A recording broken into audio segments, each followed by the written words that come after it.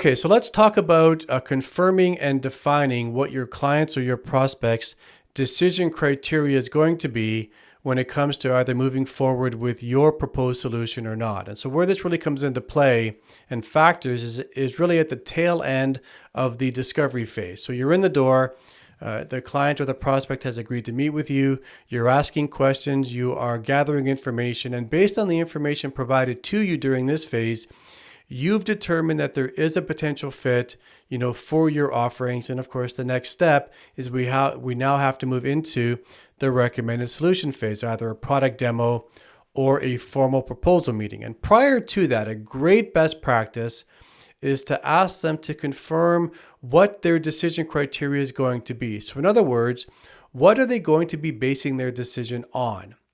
So step one is just ask them.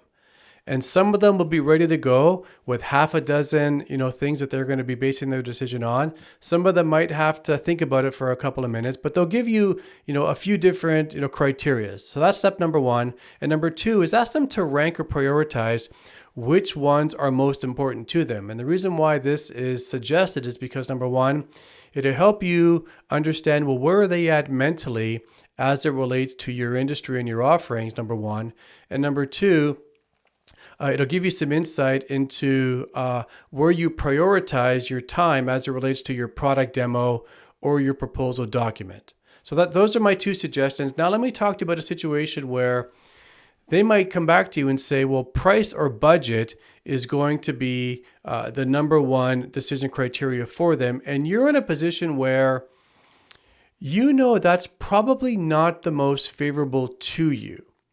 What you can do in this instance, a great move is to simply ask them, okay, so whoever comes in as the cheapest, that's who you're likely to go forward with.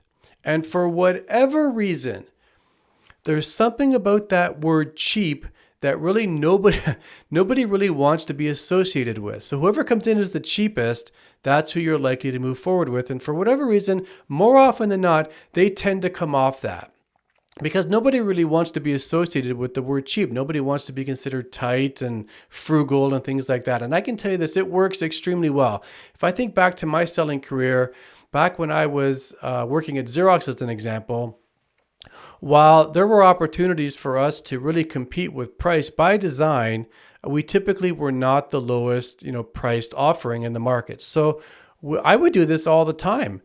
A client or a prospect would say to me during the discovery phase, yeah, I'm going to be basing my decision on price. And I would say, okay, no problem. So whoever comes in as the cheapest, that's typically who you're going to move forward with. And I can tell you this, it didn't happen all the time, but the majority of the times, more often than not, that prospect or that client, they would come off that word cheap just based on how I position it. So I invite you to give it a shot. And of course, good luck with it.